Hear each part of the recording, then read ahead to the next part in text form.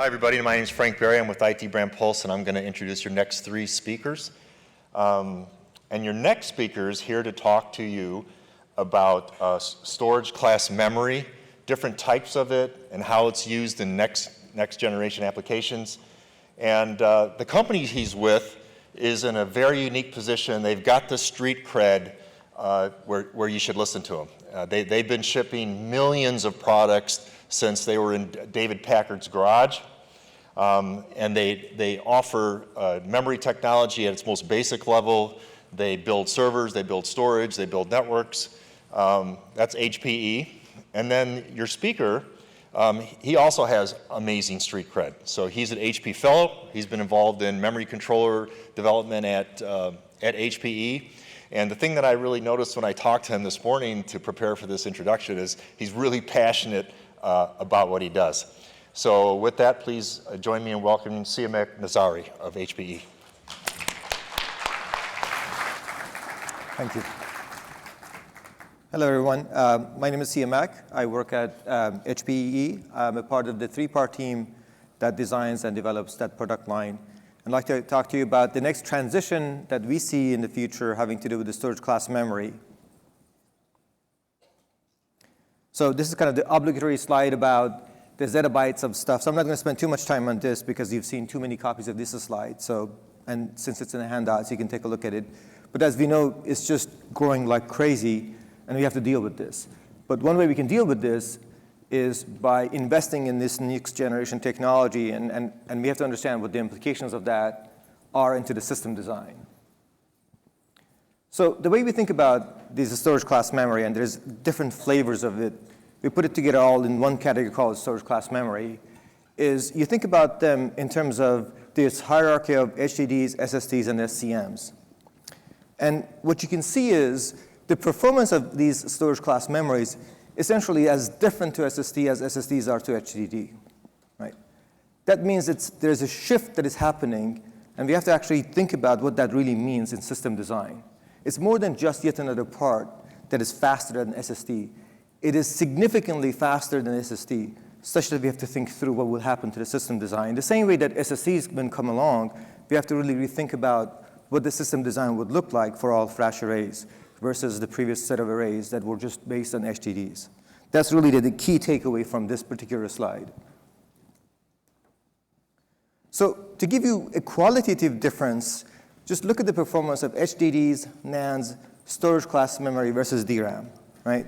Yes, the storage class memory is significantly faster, but the key point of this slide is that storage class memory is so fast that it's really beginning to actually encroach that valley between DRAM and what we call I/O speed. Essentially now, I/O and memory speed are beginning to merge, right?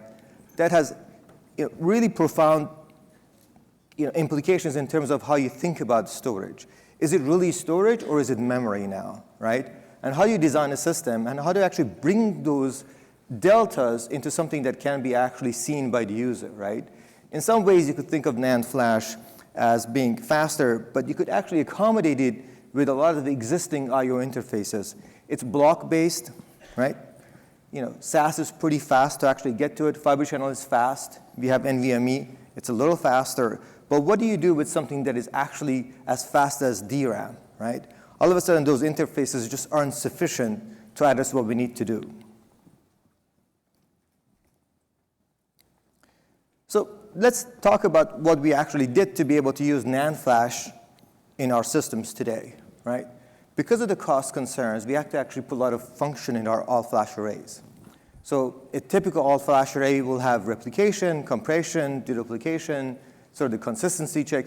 All these functions that has to take place is crammed into the all-flash array today, right?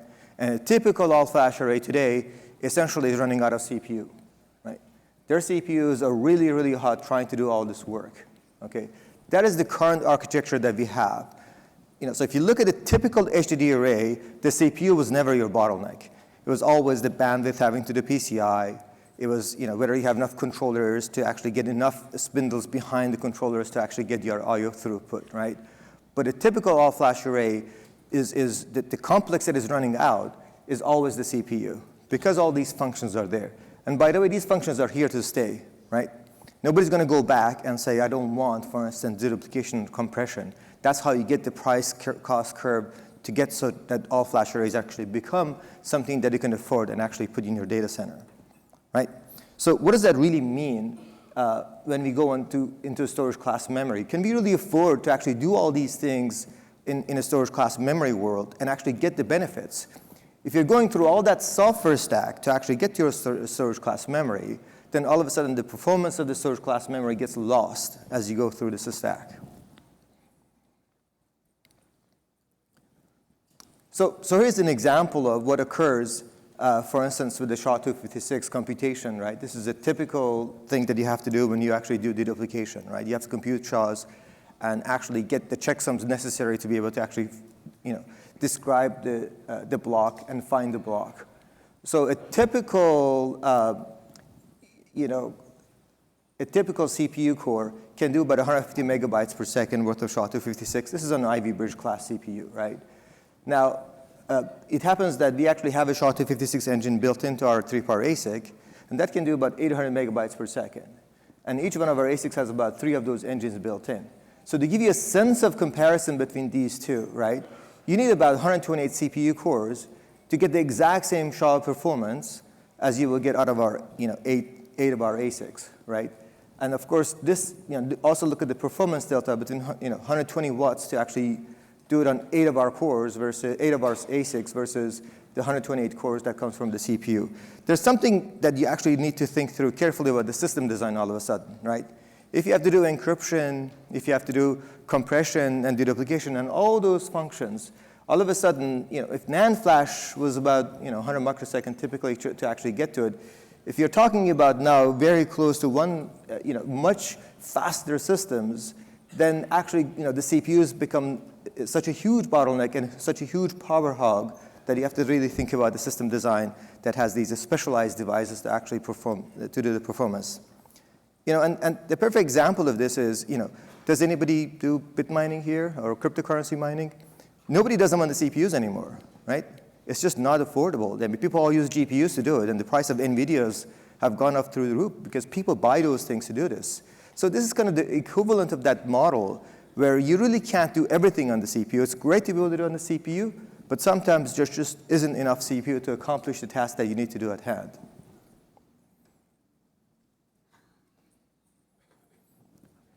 So, luckily, we've actually gone through this transition once before, right? The transition from HDD to SSD. And we believe that the transition from SSD to storage class memory in some ways will follow pretty much the same path. And the transition has been something along the lines of, because of the cost and because of the complexity of design, you need to actually introduce them gradually into the system, right? Initially, there will be a cache tier, right? That's a pretty easy thing to think through, right? You just redesign your all-flash array and add this to storage class memory as a caching tier, right? And it won't be a lot of it. It will just be kind of an addendum to DRAM. And then you will see a performance improvement that is, accommodates, as long as your data set fits in that profile, you will actually see significant performance improvement. Of course, there is a second stage to this evolution, and that has to do with moving all your metadata. As you have more of this storage class memory available at cheaper prices, then you can afford to actually move all your essentially metadata into the storage class memory. And that will actually give you additional performance boost. And there will be a time that you will have enough of those storage class memory, and then you will have actually done enough work on your system design to be able to take advantage of the performance, because that's not a non-trivial amount of work, to be able to actually devise a system that can take full advantage of the storage class memory performance, that you can actually think about actually move it as a tier of storage, either tiering or fully have your entire LUN or your data store actually stored on one of these storage class memory, right? So we actually believe that the exact same sort of transition that we've seen in the past will occur with storage class memory. So you need to start designing your systems to actually accommodate this particular transition over time.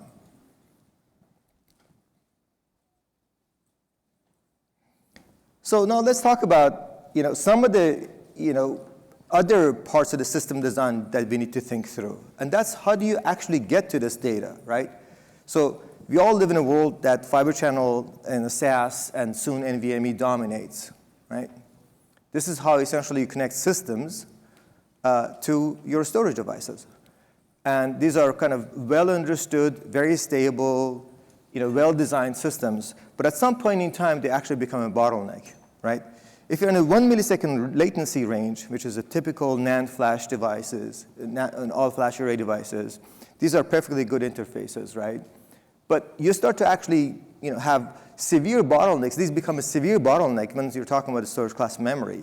If the actual device speaks at near DRAM speeds, all of a sudden the tax of going through the software stack and protocol stack to actually get to the device is something that you need to start thinking through and actually addressing in a significant way.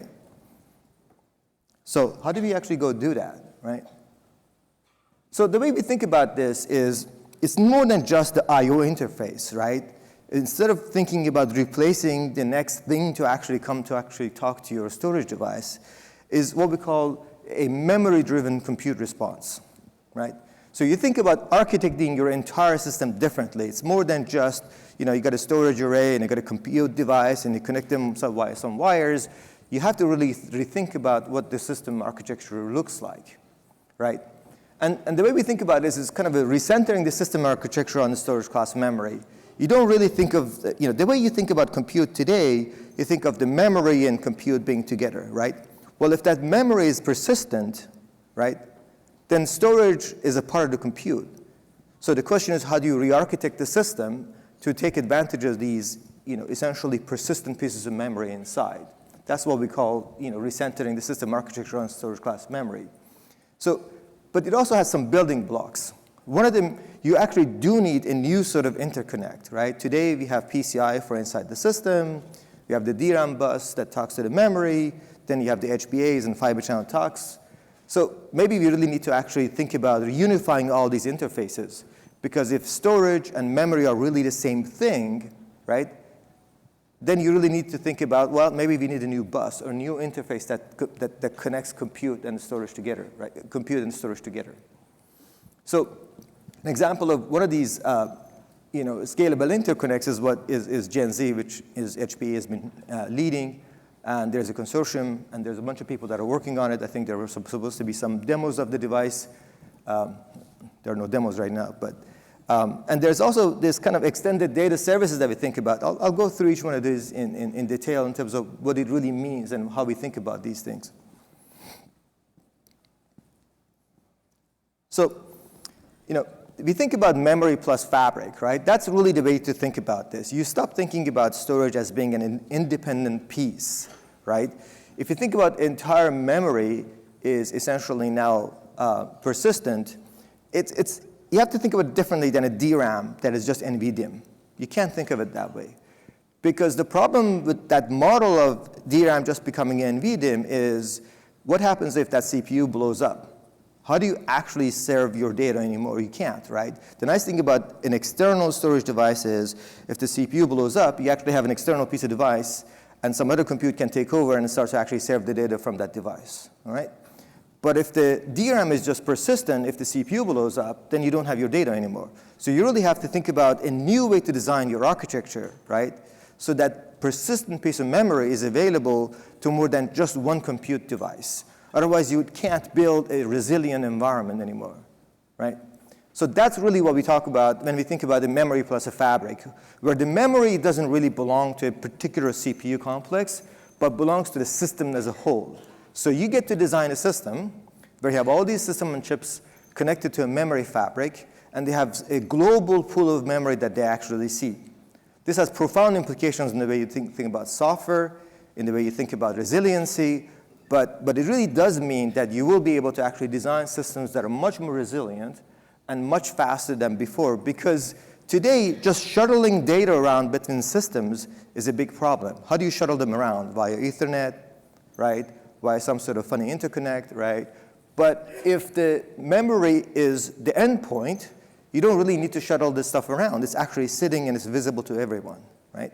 That's one of the nice things about actually an architecture that can accommodate that behavior. So what does that system look like, right? That system essentially is made of what we call the Gen Z fabric. right?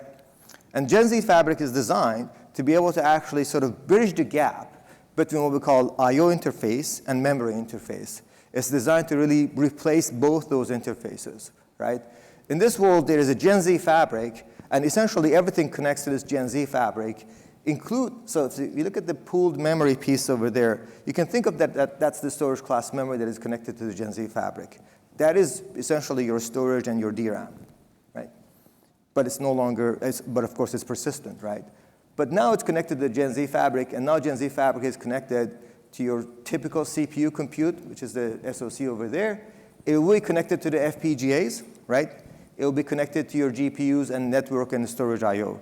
It is designed to accommodate what we call HBAs, CPUs, and essentially your compute, right? That is the nice thing about Gen Z is it is not one system. You can actually think about systems that are separate from each other, but they're all connected to the same fabric, right? And data exchange can take place through the pooled memory.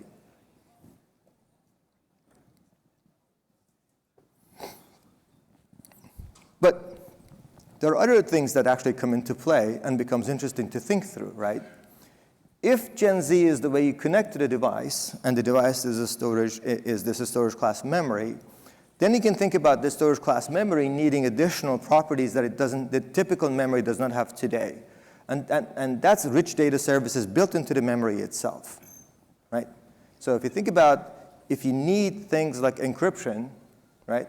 Where is the right place to actually put encryption in this model? Right? The right place to put the encryption is inside the storage class memory itself, right? Built it because, in this world, everybody's connected to the storage class memory, so you need to have a security model that actually works, right? So if you think about, if you need to do transactional semantics, right, that guarantees order, for instance, some of that semantics needs to actually can be built into the storage class memory itself. Things like disaster recovery, you can think through building a storage class memory that accommodates disaster recovery built into the storage class memory so that it's replicated across data centers, right? So you need to sort of rethink essentially the device itself, on the fabric, on the Gen Z fabric, provides a rich set of services that does not require the compute to be burdened when it tries to access those devices, right? So when you put it all together, right, at the center is the storage class memory attached to all these other devices via Gen Z, right? And the nice thing about this design is that you can scale different parts of the system differently, which is very different than today. Today, you buy the compute, and they're like, oh, well, now I need to buy storage. So you just sort of buy them in discrete pieces, and then, oh, I'm running out of network endpoints, so I have to buy more Brocade switches, right? With this model, right, the Gen Z fabric is designed to actually scale. And the scaling comes from just adding additional nodes. So you don't really sort of think about buying processors. You can buy them separately and independent of each other, but they can scale independent of each other, and they just be added to the fabric one piece at a time. So I talk much faster when I'm in front of people, so I'm going much faster than I anticipated, but that's good. So when we think about sort of the journey that 3PAR has had so far, right? We started in 2000 with clustering and RAID, which is sort of the bread and butter of doing a storage array. Then we went and did the thin technologies. And then in 2015, we actually introduced the normal data services that are expected from all-flash array. That was when we introduced our first all-flash array. But so when we step back and say, what would the future of 3PAR look like, right? The future is going to be around storage class memory and the profound implications that the storage class memory will have. The initial set of products will have a very traditional model where we will just extend the existing 3PAR to add a caching tier, a metadata tier, a data tier. But we believe at some point in time, the storage and compute will fuse to each other via storage class memory, because that's really the only way to actually get the full benefit of the storage class memory in future devices.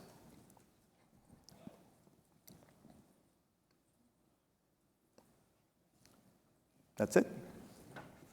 They said there was many.